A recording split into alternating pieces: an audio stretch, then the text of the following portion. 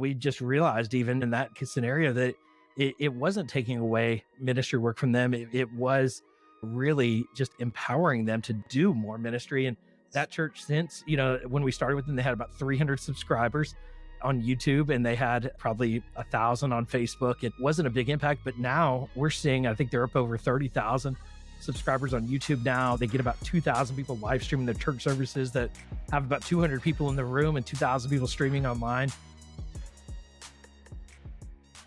Welcome to the Social Media Church podcast. I'm Nils Smith, joined by the great DK Hammonds. DK, welcome to the podcast, my friend.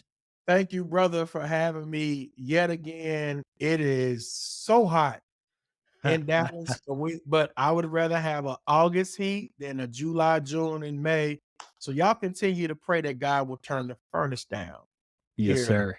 Yes, sir. What you say, thank you for having me. I should say thank you for having me. You've been carrying this podcast, and I sure appreciate it and have loved all the conversations that I'm hearing that I'm not always a part of, and it makes me so happy. And this baton of Social Media Church has been passed through the years, and I was so grateful when DJ Chuang passed the baton to me, and I'm trying to remember everyone that was involved. Jay Cranda and I were right there kind of next, and then Nick Runyon got involved, and Aaron Magnuson, and then you joined in. And so I want to be clear, I'm not leaving this podcast. I love it. This is so life-giving to me. But I'm grateful that, it's not dependent on me, and we're able to keep having conversations with church leaders about social media. And you have really carried the brunt of it in the last several months. So I appreciate where you're taking it. And I think you've really pushed us to go to another level. And we're just committed to continue to have great conversations and bring on the best guests we can and just help as practically as we can church leaders maximize social media. Because the reality is since we started this podcast, over 10 years ago, or, it's probably now 13, 14 years old, the social media has not declined, and there are no signs that social media is going to decline. I think back then it was like, is this a fad? Is this something that's going to kind of come and go? No, this is this is continuing to be more and more part of our lives for good and bad. And that's what we've talked about in this podcast is what are the good things when it comes to evangelism and discipleship and fellowship and the functions and purposes and the mission of the church, and how can social media help? But then also what are some of the downsides to social media, and how has it hurt? How has it distracted? How has it hindered the mission of the church? And we're going to keep doing that. But DK, you and I have been on a journey personally and professionally, and there are some changes coming that I'm very excited about. And I'm very excited. I want to focus this conversation together with a big announcement for our listeners. And that big announcement has to do with Amplify social media. And so many people that listen to this podcast are familiar with Amplify. I started the company, probably 13 years ago, maybe 12 years ago. Our first client was a guy named Nick Vujicic with a ministry called Life Without Limbs. People are familiar. He has no arms and legs. And most people are like, I don't know, I don't recognize that name. Oh, the guy with no arms and legs that, shares the gospel is an evangelist. And we have a privilege. And here behind me is his silver play button. They got the gold play button. They let me have the silver one. And we started serving Nick, and running his Facebook page was all it was. And I remember I think we should get on this YouTube platform. And, now we continue, they're continue to be a client of ours. We're seeing about 20 to 30 million ministry impressions a month on his various social media channels, and have gotten to serve some just incredible ministry, some, really large like Nick's, and some really small as well. And a lot of churches that we run their social media for them or with them, it's probably really what we say is there are some where we fully, are basically their full, hands on keyboard, getting it done for them. There's some that we really just consult and give direction to. But I think for the most part, we come alongside churches and ministries and help them maximize social media to accomplish their mission. And we've had the privilege of helping, probably over 100 ministries over the last decade. And in the last month or two, you and I started having a conversation about you coming on in a more significant role with Amplify, as I am pulled in a lot of different directions, and Amplify needs stronger leadership to direct Amplify. And so you have accepted the position as CEO of Amplify and taking the helm of the company so that we can better continue to serve churches and ministries with the systems and the processes and the technologies and the services that we provide. And I can't be more excited. I'm not leaving Amplify. I'm still the founder, of Amplify. And but at the end of the day, it needed more focused, dedicated, and honestly stronger leadership than I'm able to provide. And so that's where I'm excited to hand the reins of the company to you to begin giving new direction and leadership to our company. So DK, I'm so fired up about this transition for you and for us, and selfishly for me. Yeah, it's gonna be cool, man. I appreciate the journey. Who would have thought that myself and Jen would be on a podcast talking about at a conference and God would bring us, align us this way. And, we could probably look back at it and say it was God, it is God, simply Yes. because of how everything kind of aligned itself behind the scenes. I transitioned from one other place and just kind of worked for myself. And then here's Nils who needs the help, and God already was forging us together.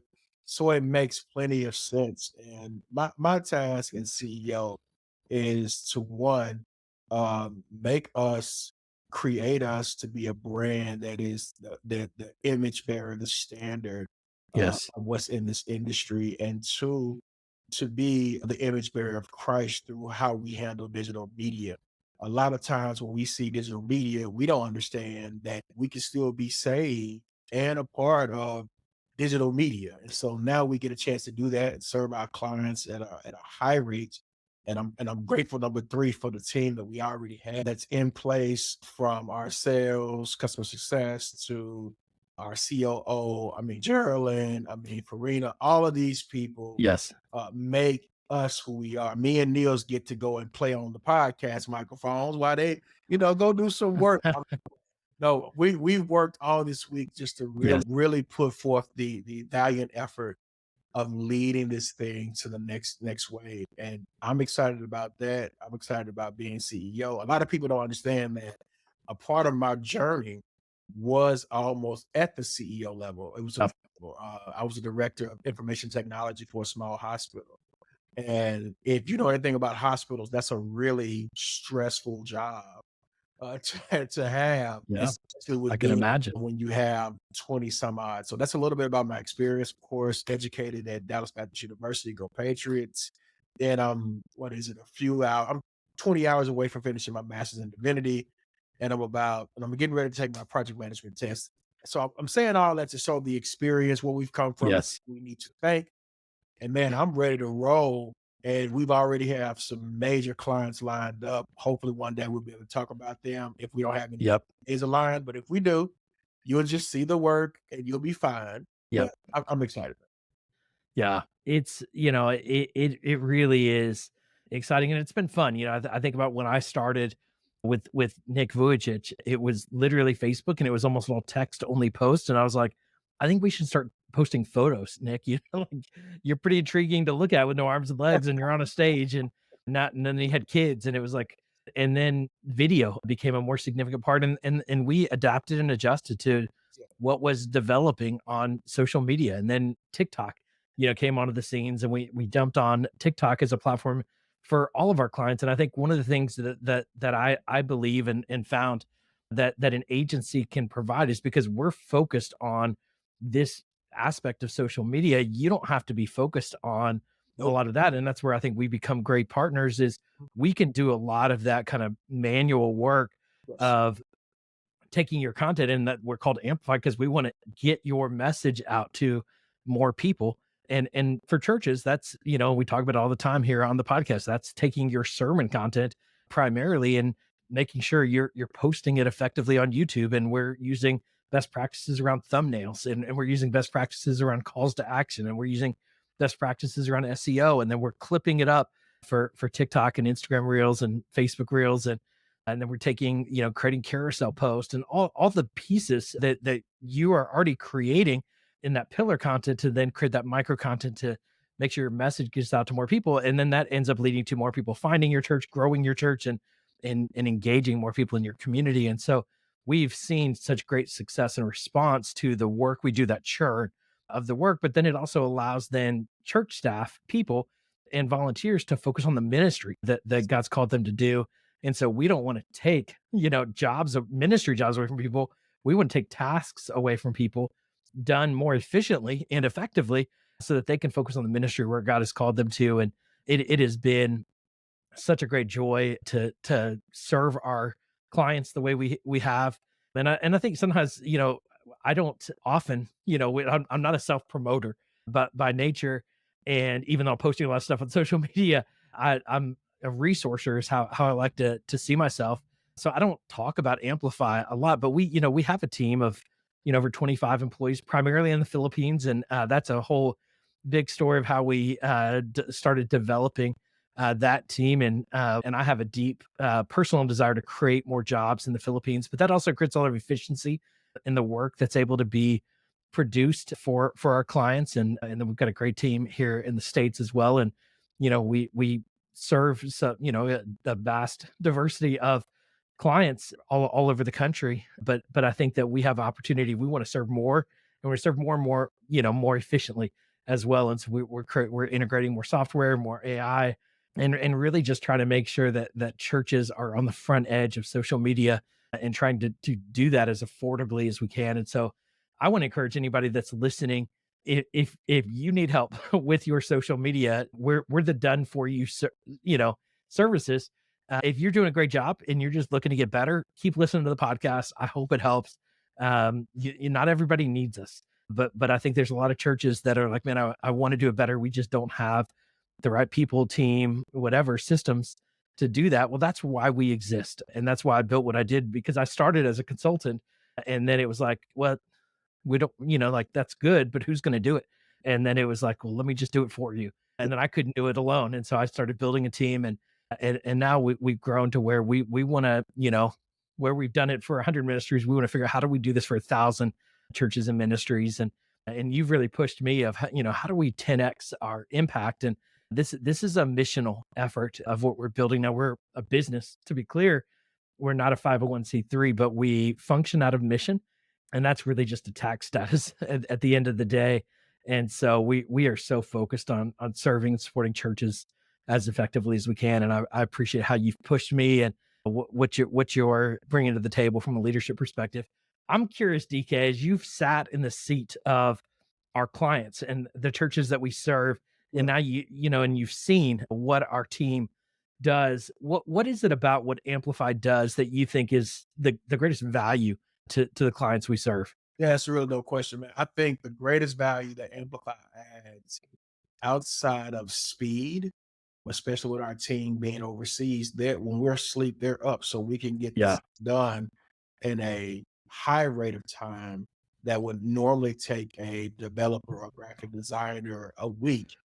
Uh, Yes. we can turn it around fairly fast. That's one. I think two, from this seat, we have a higher level of customer service, I feel. I think customer service is a huge piece for me. I come out of that Yep. industry, and that's what we try to render is the top end customer service that other design industries and designers and marketing places may not have. Yep. We have that. And I think thirdly, that makes us unique is because we are believers. I think a Yes. lot of people now are starting to kind of see where are the Christians that do this, and we want to patronize them. And so we're believers, we operate in, and then we have an excellent turnaround time. And you have those three things, you have a pretty, pretty dope model that can be shared and supported in whatever church capacity you're in. Now, look, there are going to be things that are out here that you want to get into that will save you money. Cool. Yes. Here's what I know about churches being in that industry. You guys don't have a surplus of time, you don't have a surplus of people, and you don't have a surplus of knowledge. And those three things I just mentioned supports every piece of that for you. Yes. So that's what I've seen. When you Yep. have a company, a client base that can support me like that, that can also pray for me if I'm going through tough times, that can understand church transitions, things of that nature, because they've been through that. Yep. That information is invaluable, and you Yes. need that in these spaces. And so I'm glad I can support that as a person, as a pastor. Please understand, I'm a credentialed pastor. I'm not one of these TV pastors you see on TV that don't have I'm credentialed. Yep. And so, as a credentialed pastor, as a person that's licensed and understands this, I see this all the time. And I want to Yep. be able to be a church whisperer. I want us to be that, where we can Yep. come in and help. And if there's other entities that we need to resource you with, we don't mind. We're not Yes. afraid. That to us, there is no competition. We have our own Yes. road to travel. We want to even support and empower even our people that may be competitors because we're Yes. not afraid of what we're already doing. Yep. Yep. I love that. You know, and this, I think it speaks to one of the reasons you and I just resonated so deeply with each other. Of, you know, similarly, I'm an ordained Baptist minister is my background, and I don't have the MDiv. I do have Masters in Ministry Leadership, Work. and I went to seminary. I was planning on being a pastor for the rest of my life, and what I found is when I stepped out of full time ministry, I kind of wrestled with that for a while, but came to find that in this role on the other side is that I get to do exponentially more ministry, but a different ministry. And but our clients, we call them partners in our language, because we take ownership of the ministry impact that they're having. And we see ourselves often say, you can hire 20 employees for the price of one, or price of many times half of a salary of somebody, and get the output, of multiple employees in that investment. And you can focus then your salaries on more ministerial staff, Right. rather than on production staff and editors and graphic designers and all those things, people you don't want to manage, processes you don't want to deal with. One of the things I love is, a lot of our clients, and there's one church in particular that I'll use as an example. It's in Long Island here in New York. They reached out to me probably 4 years ago, and Mike Todd, my friend Mike had referred my friend Mike. It feels weird to say that about P Mike, but he, his church had blown up, and I'd been working with them for about a year at that point, and he had referred us to them, and they were a smaller church of about 200 people in Long Island, and they're like, we need help with social media. And went and spent a day with them for free, which I will often do, when I just, feel compelled, and they were local. But I remember taking the train on a rainy day out to Long Island, and just felt a deeper, it just resonated with them. And it was a similar conversation. They're like, this is great, but we can't do it ourselves. Can you just do it for us? And I was like, I can, but I want you to begin to work to begin to build some of these things internally. Well, 4 years later, we're still fully doing it for them. And we just realized, even in that scenario, that it wasn't taking away ministry work from them. It was really just empowering them to do more ministry. And that church, since, when we started with them, they had about 300 subscribers on YouTube, and they had probably 1,000 on Facebook. It wasn't a big impact, but now we're seeing, I think they're up over 30,000 subscribers on YouTube now. They get about 2,000 people live streaming their church services that have about 200 people in the room and 2,000 people streaming online. And we've just seen of us doing a lot of this work. And the reality is they live stream on Sunday mornings. Our team wakes up on their Monday morning, which is, Sunday afternoon for them, starts editing their sermon video, starts editing the audio Yes. for their podcast, starts creating those clips for social media. And so when they get back into the office on Monday, then they're reviewing all of those thumbnails. They're reviewing those posts, so that that can all be scheduled for the week. And so instead of them getting into the office tired on Monday, or working all day Sunday afternoon to get a lot of this stuff done and ready, they're resting. And then Monday they're just hitting, can you update this, or or approved, and it's all done for them, and they're seeing a ton of fruits from just doing this for years now. And we just keep seeing month over month just continued growth, and that's what happens. And what we were doing for them 4 years ago is not the same as what we're doing now, because things have changed, and we just change with it. And we don't even, often have to, or we'll just update them, hey, we're going to start doing more reels, because that's a bigger deal. Or we really need to get a TikTok account, because this TikTok thing is a big opportunity. And they just follow our lead, and it's been incredibly fruitful. And I just can't wait to do that for more churches. I can't wait for more churches that, whether they're 200 like this church or 2,000, I believe, and we've seen both, and we work with churches that are larger than that. But I would say we love to work, especially with those kind of smaller, mid-sized churches that really don't have those resources, don't want to hire a bunch of people, because it does take a specialty in how to edit and how to doing design, how to copyright, how to, do all of those pieces that are involved in marketing, communications, and social media. And we're so excited and honored to do that for churches. So I can't wait, DK, for what's ahead. We have some exciting things to share into the future too with what we're doing with Church Press.